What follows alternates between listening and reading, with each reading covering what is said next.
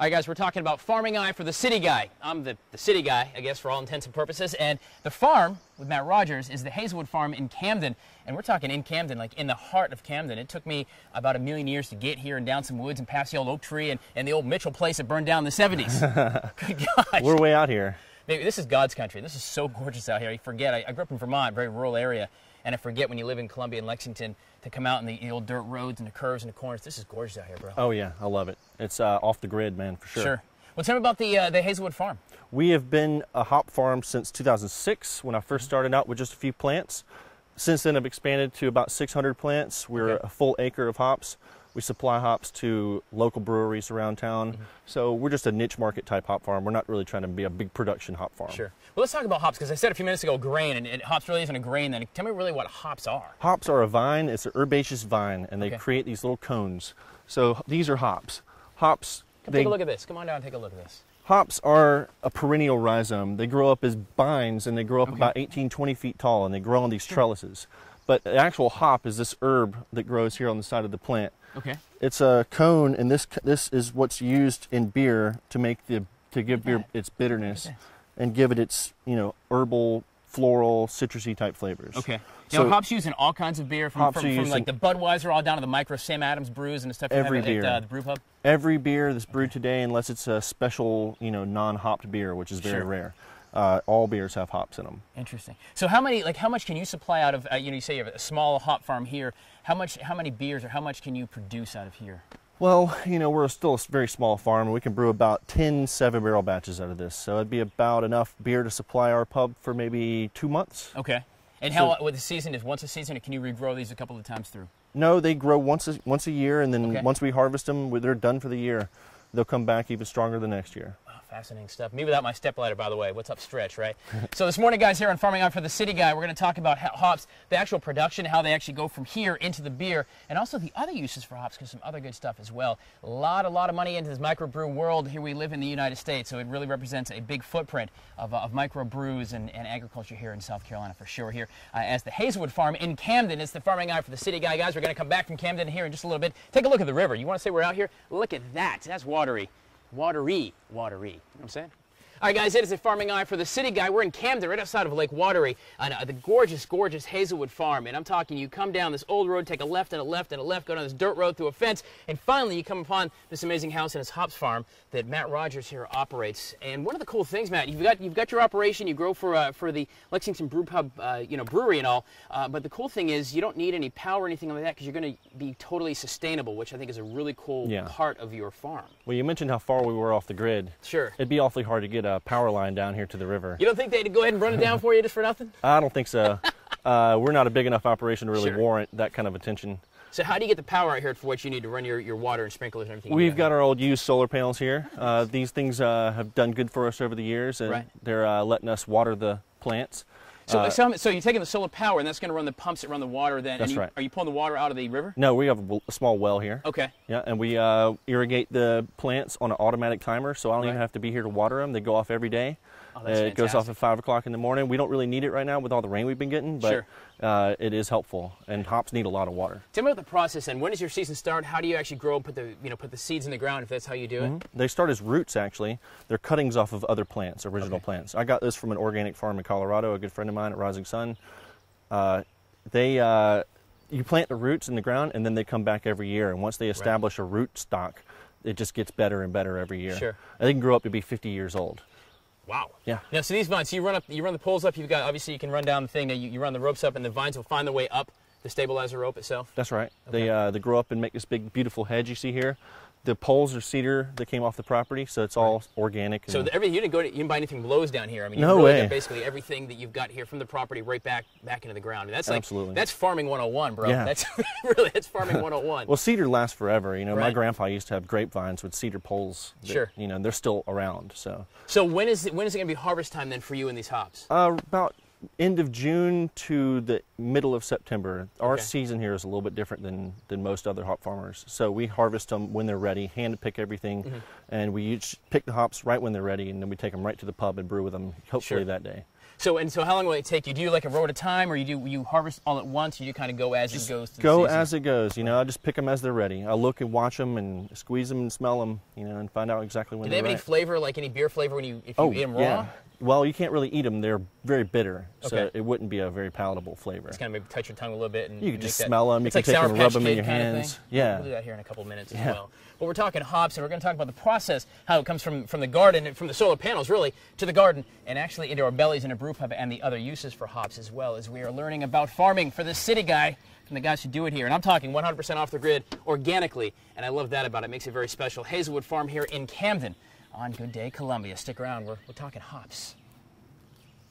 Hi guys, welcome back, and we're here celebrating farming and agriculture in South Carolina, the Farming Eye for the City Guy series in Camden at the Hazelwood Farm, Hops Farm, Mount Rogers, and we're talking hops, not the bunny rabbits kind. We're talking hops that actually go into beer and beer production and microbrews and things like that. It's such a huge industry, not only in South Carolina, but nationally for sure, and it's an art. You guys are artisans really making beer. Tell me about that process a little bit. I mean, it starts right here really with your hops. Oh yeah, hops are an integral part of making beer.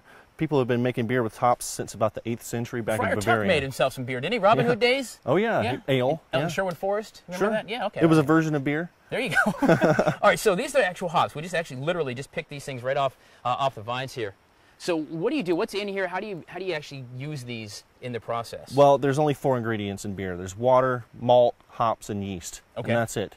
There's no chemicals, no Anheuser-Busch is unnatural going, come ingredients. on, that's our secret. And, you know, being a big part of the ingredients, hops, you know, it's naturally, we need to have people growing them. Sure. So that we can provide for these local breweries and these Right. niche markets and people trying to come up with new ideas and new beers.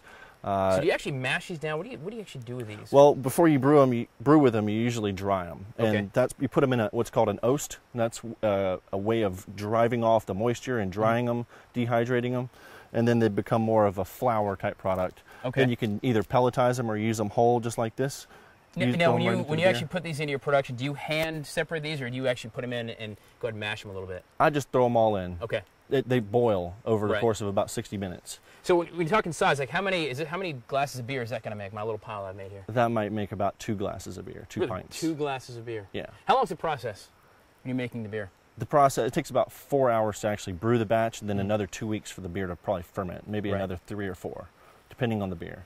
Why do you think there's such a growth and expansion? I mean, I think of microbrews, of course, from New England. I think of Sam Adams. I think of Long Trail Ale. We had Catamount back in the day. And come down here, and there's all these other great microbrews. Some are mainstream buy 'em in stores. Some are actually just at like Lexington Brew Pub that are just your brand. Yeah. What's the love of that? Well, it's just the entrepreneurial spirit that people have, and being able to be creative and have that gratification of being able to produce something and then have your friends and family and customers be able to enjoy and Sure. see the smile on people's faces when you make something right there for them. I think it's any industry is like that, and this just happens to be one that can let anybody kind of get into it. There you go, just like that. We're going to put links for you at WACH.com also to the greater agriculture industry here in South Carolina, but also to the Hops Farm, to his brew pub, and also some links, very interesting reads on these hops as one part of agriculture and the bigger economy of agriculture here in South Carolina. We're going to continue on here in Camden, in the middle of God's country. Look around, it's gorgeous. We're 10 miles in the woods. I wonder if I fell if I'd make any noise if no one were here. Stay with us, we're coming back. Think about this, $254 million. That's the economic impact here in South Carolina of brewing. Let's do the math, carry the 1, drop it down, 21. We're talking about beer. That's $74 per person over 21 years old in the state, every one of them. That's a pretty big impact, and it all starts right here on a small farm in Camden. Yeah, we're going to talk about that when Good Day Columbia comes right back. All right, guys, welcome back to Farming Eye for the City Guy, Matt Rogers, at Hazelwood Farm in Camden, the heart of beautiful Camden, in the middle of nowhere. Is this awesome hops farm right here. We're talking about the real economic impact of microbrews and brewing here in South Carolina. It starts, of course, with a small hops farm like this, but there's some pretty significant numbers financially, jobs and numbers here in South Carolina. Huge. It's growing every day. We just passed the Stone Law. Okay. That's what it's been called. But it's going to allow breweries to start serving food, and it's going to just make it a better climate for all breweries to want to expand to South Carolina and open up here, rather than try to move to North Carolina or someplace Sure. where the laws are easier. It's going to be a huge economical impact for our state. A lot of jobs, a lot of... What are the numbers? Any rough numbers of what they project? Well, Stone last year netted about $130 million. They're talking about building a $31 million expansion out here in South Carolina. We got Deschutes is another brewery in Bend, Oregon. They're talking about possibly coming to South Carolina. It'd be another huge brewery. Is there something about the climate here for growing the agriculture that makes it beneficial to come here? Or is it just the water's great? The water's great. The people are great. You know, the climate is great. Just it's not Smiling really the faces, most. beautiful places. That's right? it. I hear you. Tell me the difference between a brewery and a brew pub. All right. There's a difference in the way that breweries are made to produce beer that gets distributed outside of the brewery. Okay. Brew pubs actually just make beer that just gets sold inside the So if I want a Bell Extra restaurant. bar, that's a brew pub, and I come and I want to try Matt's Special Ale, boom, I'm not going to go down to Bob's Food and Fuel in Lexington and buy a case of it. That's right. Essentially. We are only able to serve our beer inside of the restaurant. Okay. Breweries are usually only able to sell their beer outside of the of the brewery, but with this new law that passed, it kind of makes them quasi brew pubs. Okay. They just can't serve liquor. It's going to just expand everything. Exactly. At the beginning of this whole series this morning, Matt, we talked about the other uses for hops other than beer, because, you know, you can make the heck out of some beer. What are a couple other things you can actually use hops for besides just actually doing the Homer Simpson, go beer? Well, hops were actually grown in Bavaria in the 8th century by monks. For about 6 centuries before they were ever used in beer. They were used for their medicinal purposes. Okay. They have sedative properties. They have calming effects. They're great for nursing mothers. They're great for just a sleep aid. Sure. It just has a great kind of calming effect, and people use them in tinctures to, for holistic medicine. Right. Hop tea. Yeah, that's a funny thing. We talk about, the farmers who, made you cotton, made you strawberries, made you hops. There's so many other uses than just the, hops going to beer. There's so many other cool things you can learn as well from you guys who are out here working the land. It's just a really cool thing to be able to sit and learn and talk. It's a passion. It has to be a passion. It is. For sure. I love it. Matt Rogers, Hazelwood Farm, out here in Camden, and the Old Mill Brew Pub in Lexington. Here, thank you so much for sharing your farm with us this morning. This is a cool operation. Remember, this is totally off the grid. He's got the solar panels down there. He grows these himself, for his brew pub in Lexington. It's just such a cool circle of life, as we always say here on Farming Eye for the City Guys. So I appreciate the little trip. Hopefully, I'll be able to get my way back out of here, back in the city. Oh yeah, we'll lead you out of here. We'll see. Stay with us. We're coming back. All right, guys, welcome back to Good Day Columbia. We're in Camden, South Carolina here at the Hazelwood Farm. We are deep in the woods at this fantastic farm, off-the-grid farm. Been learning from Matt Rogers about his hops production field here, and you can see some of the hops are actually still growing here on the vine.